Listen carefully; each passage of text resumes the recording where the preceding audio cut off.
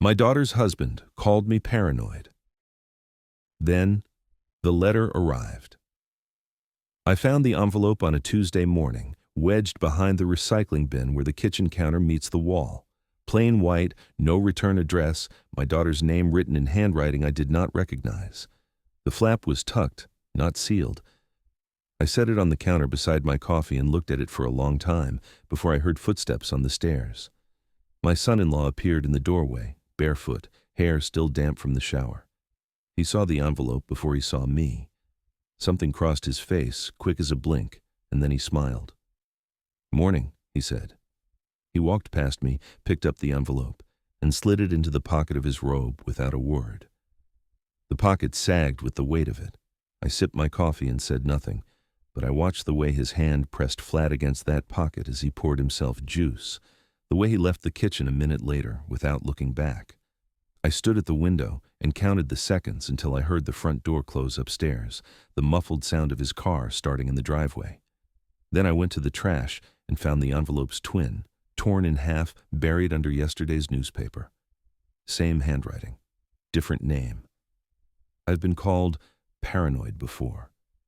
My son-in-law said it first, 3 weeks earlier, when I asked why he was getting so much mail at our address.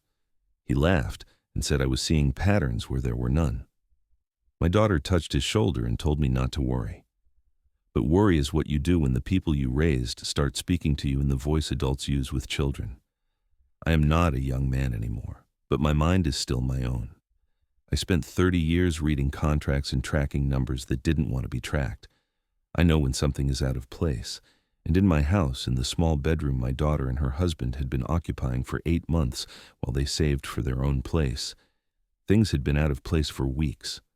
They moved in last autumn after he lost his job.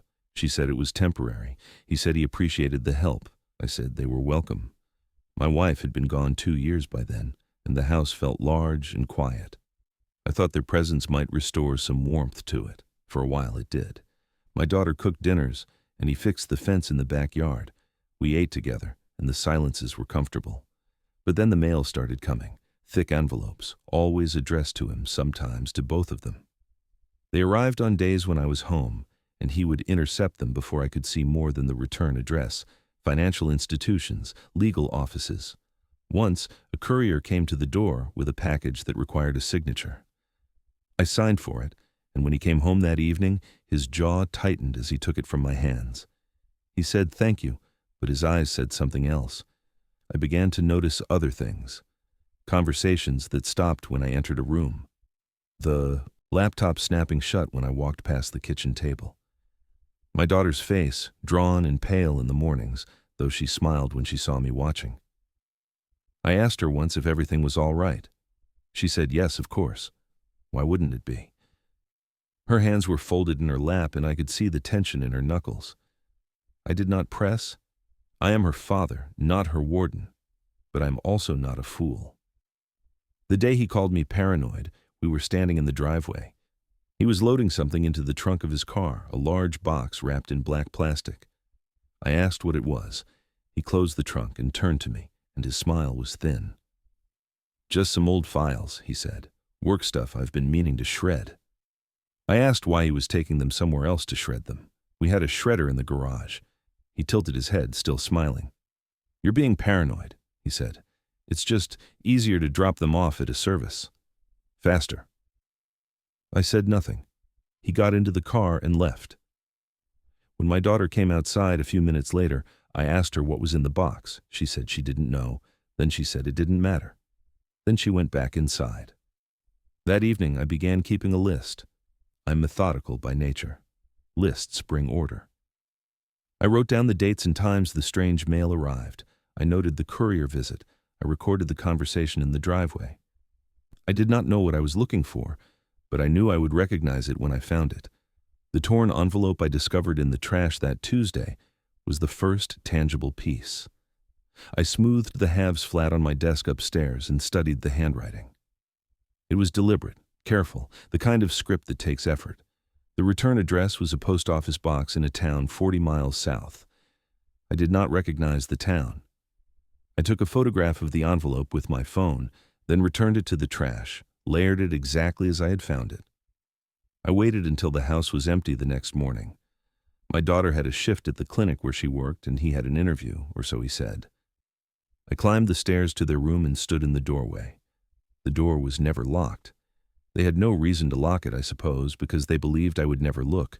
The room smelled faintly of his cologne and her lotion. The bed was made, pillows arranged with care.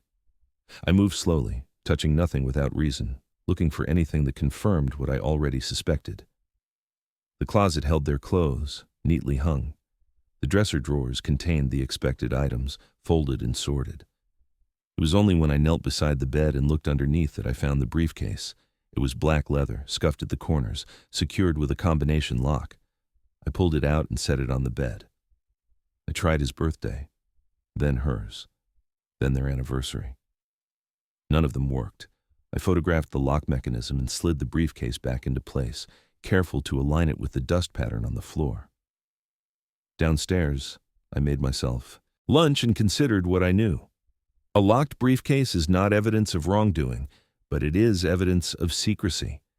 And secrecy, in a house where you are a guest, where you claim to have nothing to hide, is its own kind of betrayal.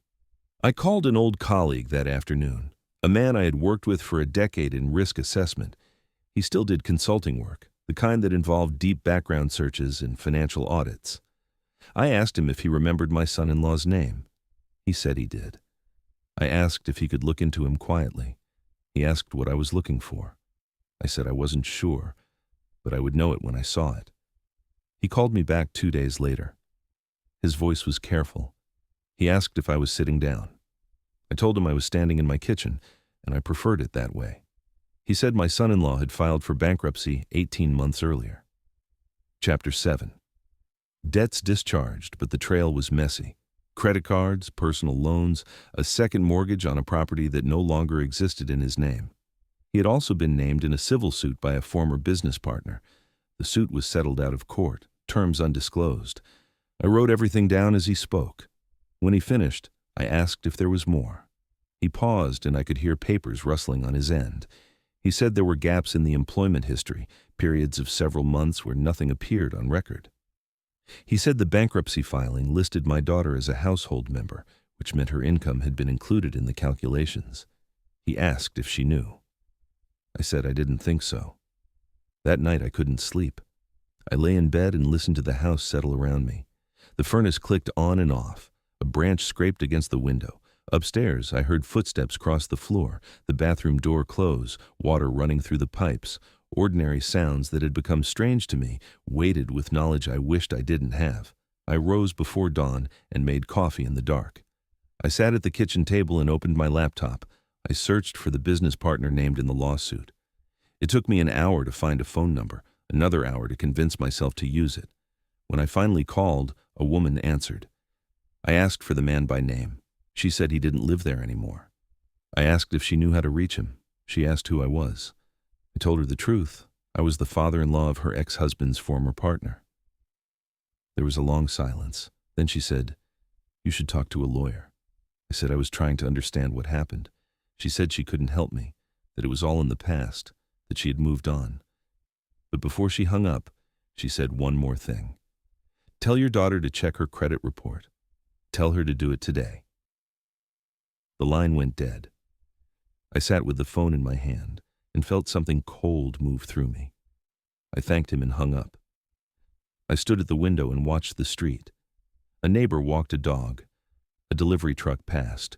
Ordinary life, unfolding at its sea, ordinary pace. Inside this house, under this roof, nothing was ordinary at all. When my daughter came home that evening, I asked her to sit with me. She looked tired, and I felt a pang of guilt for adding to her burdens. But I'm her father. If I do not protect her, who will? I asked her directly if she knew about the bankruptcy.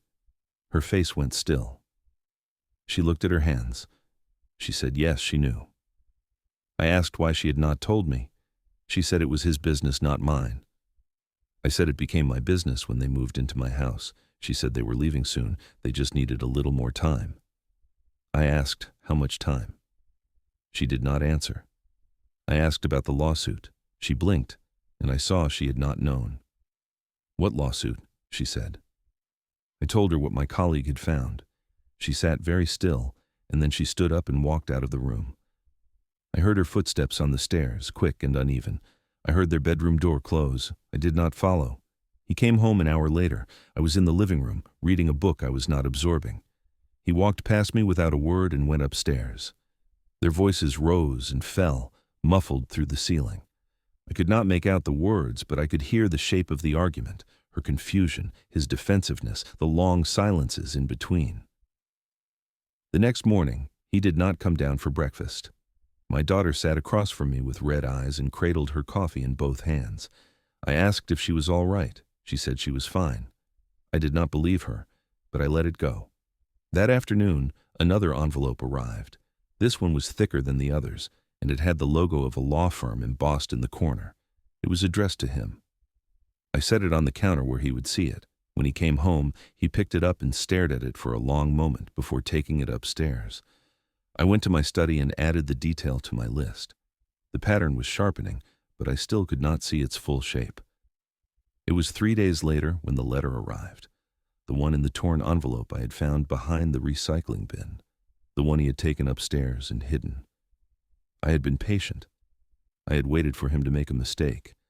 He made it on a Friday evening. He and my daughter went out to dinner, a rare occurrence those days. I told them to take their time, that I would be fine on my own. When I heard the car leave the driveway, I climbed the stairs. The briefcase was still under the bed. I pulled it out and photographed the lock again, this time from multiple angles. Then I went downstairs and retrieved a thin metal tool from my garage, a tension wrench I had owned for years but never used. I had learned how to pick simple locks in my youth, a skill my father taught me for reasons he never explained. I knelt beside the bed and worked the lock with steady hands. It took me 11 minutes. The first attempt failed. The mechanism was tighter than I expected, more sophisticated. I sat back on my heels and studied the lock in the lamp light. 3-digit combination, but with a secondary catch that required precise alignment. I tried again, feeling for the subtle click that would tell me I had found the right sequence. The silence of the house pressed around me. I checked my watch. They had been gone 20 minutes. I had time, but not much. On the 4th attempt, something shifted. The lock gave a soft snap, and the latches released. I opened the case slowly, aware that I was crossing a line I could not uncross. But the line had already been crossed by him weeks ago, when he first brought his secrets into my home. Inside the briefcase were documents, financial statements showing accounts I did not recognize, loan applications with inflated income figures, a partnership agreement for a business I had never heard him mention, and beneath it all, a stack of envelopes, opened, some with letters still inside. I read them slowly. They were from a law firm, from a creditor, from a woman whose name I did not know. The letters detailed debts, demands, threats of further action. One letter mentioned a property seizure. Another referenced missed court dates. The dates went back more than a year, long before they had moved into my house. This had been unfolding while my daughter smiled at family dinners and talked about their future. The last envelope in the stack was the one I had seen that Tuesday morning. I opened it carefully. The letter inside was 2 pages long. It was addressed to my daughter. It explained in measured legal language that her husband had used her name and personal information to open several accounts without her knowledge, that he had forged her signature on loan documents, that she was now listed as a co-debtor on obligations she had never agreed to. The writer advised her to seek legal counsel immediately. The letter was dated 3 weeks earlier. I sat on the floor beside the bed and read the letter 3 times. My hands were steady, but something in my chest felt cold and tight. I photographed every page in the briefcase, every document, every envelope, every scrawled note in the margins. I found a statement from a credit card company showing a balance of $17,000, purchases made in locations my daughter had never mentioned visiting. I found a lease agreement for an apartment in another city, signed in both their names, with rent payments marked delinquent. The scope of it stunned me. This was not a mistake or a moment of weakness. This was systematic, planned. He had been using her identity as a shield, absorbing debt into her name while keeping his own bankruptcy protected. and he had moved them into my house not for temporary shelter, but to hide from the consequences that were closing in. I returned everything to its place, locked the case, and slid it back under the bed. My knees ached as I stood.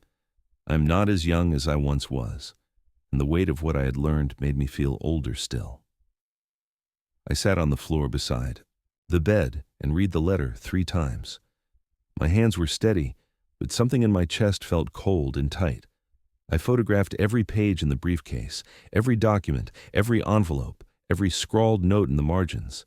Then I returned everything to its place, locked the case, and slid it back under the bed.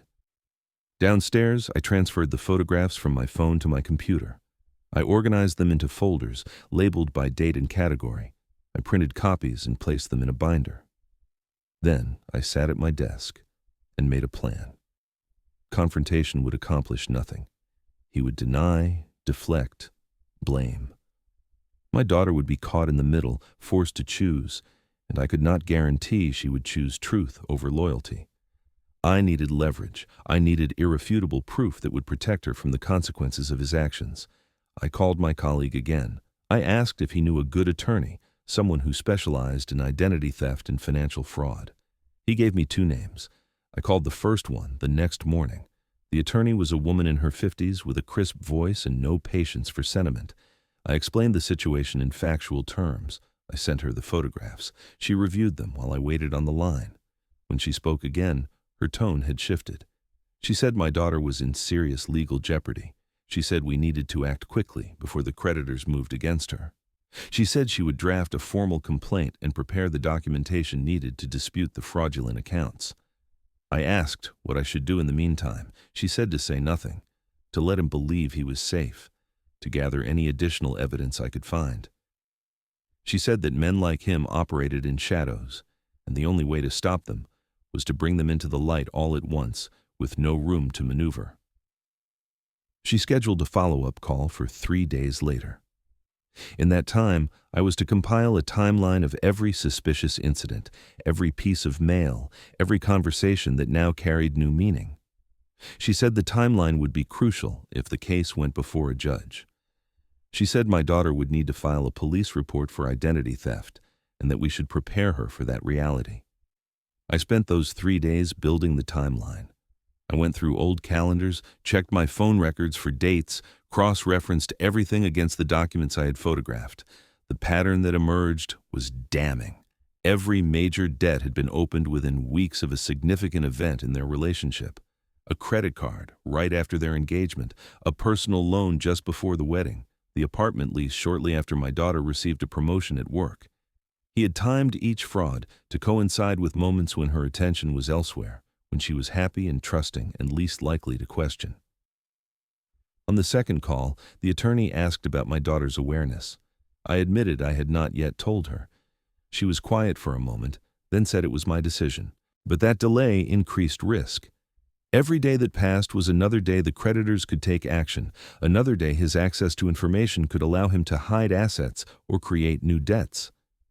She said the element of surprise was our greatest advantage, but only if we used it soon.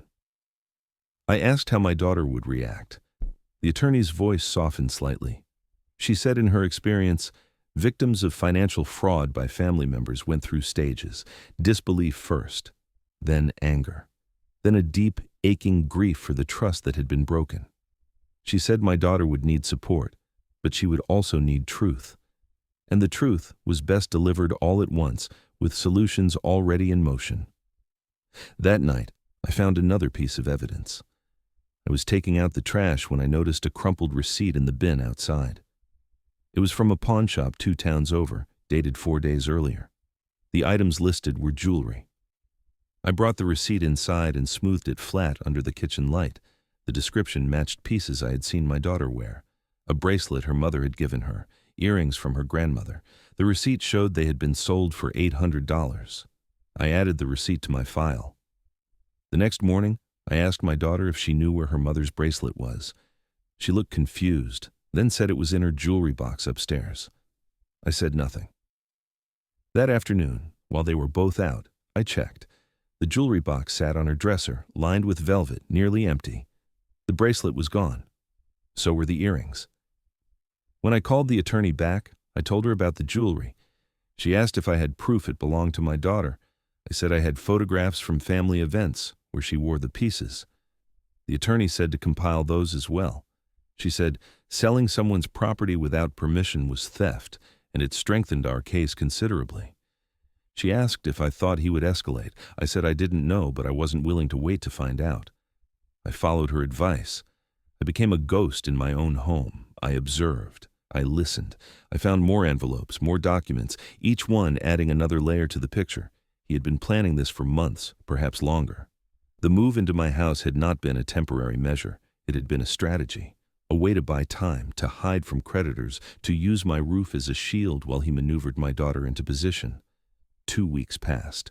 The attorney filed the necessary paperwork with the credit bureaus and the banks. She sent formal notices to the creditors disputing my daughter's involvement. She prepared a case file that would protect my daughter if legal action followed, and she advised me that it was time to tell my daughter the truth. I chose a Saturday morning. He was gone, meeting a friend, he said, though I doubted the friend existed. My daughter was in the kitchen, washing dishes. I asked her to sit down. She dried her hands and looked at me with wary eyes. I told her everything. I showed her the photographs, the documents, the letters. I watched her face as she read the words, as the reality settled over her like a weight. She did not cry. She did not speak. She simply sat there, staring at the evidence of her husband's betrayal. When she finally looked up, her voice was very quiet. "How long have you known?" I told her. She nodded slowly. "Why didn't you tell me sooner?" I said I needed to be sure. I said I needed to protect her first, before the truth could hurt her more than it already would. She looked at me for a long time, and then she stood up and walked out of the room. I did not follow. I sat at the table and waited. An hour later, she came back downstairs with a suitcase. She said she was going to stay with a friend for a few days. She said she needed time to think. I asked if she wanted me to come with her. She shook her head. She hugged me, brief and tight, and then she left. He came home that evening to an empty house. Well, not entirely empty. I was there, sitting in the living room, the binder on the coffee table in front of me. He saw it as soon as he walked in. He stopped in the doorway, and I watched the calculation move across his face. "We need to talk," I said. He sat down across from me. I opened the binder and turned it so he could see. I did not need to explain. The photographs spoke for themselves. He looked at them, page after page, and his face drained of color. "Where is she?" he asked. "Safe," I said. He leaned back and ran his hands through his hair. For a moment I thought he might try to argue, to spin some story that would make this seem less than it was. But he was smarter than that. He knew the evidence was complete. "What do you want?" he said. I told him. I wanted him out of my house by the end of the week. I wanted him to sign a legal document absolving my daughter of any responsibility for his debts. I wanted him to cooperate fully with her attorney to clear her name from every fraudulent account he had opened, and I wanted him to disappear from her life. He stared at me. "And if I don't?" I closed the binder. "Then I take this to the police, and you explain to them why you forged your wife's signature on federal loan documents. Identity theft is a felony. Financial fraud is a felony. You will not win." He looked at me for a long time. Then he stood up and walked upstairs. I heard drawers opening, the sounds of packing. He came down an hour later with 2 suitcases and a duffel bag. He did not look at me as he left. The attorney had the papers ready by Monday. He signed them in her office with a notary present. My daughter was not there. She did not need to be. The documents were clear, legal, and binding. Within 6 weeks, every fraudulent account was closed, every false claim disputed and removed from her record. The creditors turned their attention to him, and he moved out of state. My daughter stayed with her friend for 3 weeks. When she came back, she was quieter than before, but there was something new in her eyes, a clarity, a resolve. She thanked me for protecting her. I told her that was what fathers do. She stayed in the house for another 4 months, saving money, rebuilding her credit, finding her footing. When she moved out, it was into a small apartment she chose herself, paid for with money she had earned. I helped her move, carried boxes up 3 flights of stairs, and when we were done, she made us dinner in her new kitchen. We did not talk about him. There was no need. He was gone, and she was here, whole and free. That was enough. I still keep the binder in my study, filed away in a cabinet I rarely open. I do not look at it often, but I know it is there. Evidence that I was not paranoid. Evidence that patience and precision can protect the people you love when their own trust makes them vulnerable. Some nights I sit at my kitchen table and drink my coffee and think about the envelope I found behind the recycling bin, the one that started it all. I think about how small moments, small observations, can be the difference between catching a betrayal and living inside it unknowingly. I think about my daughter, in her apartment across town, building a life that belongs only to her. And I think about the instinct that told me something was wrong, the one my son-in-law tried to dismiss as paranoia. It was not paranoia. It was the clarity that comes from paying attention when everyone else looks away. I am grateful for that clarity. It saved her, and it reminded me that being called paranoid by the guilty is the highest compliment a careful man can receive.